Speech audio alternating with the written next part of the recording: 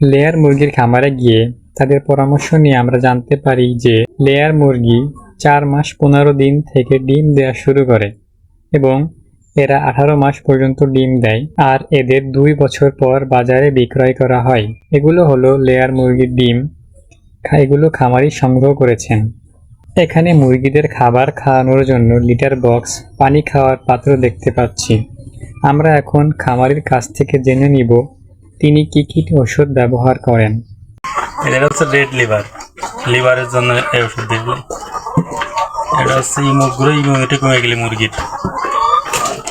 এটা হচ্ছে কিডনির জন্য।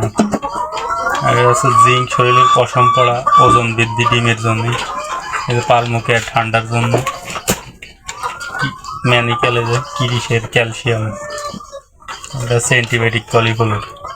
মুরগির যখন ভাইরাসে আক্রান্ত করে তখন তিনি আমাদের আরও পরামর্শ দেন যে সিজন ভেদে মুরগির টিকা এবং ওষুধ পরিবর্তন হয়।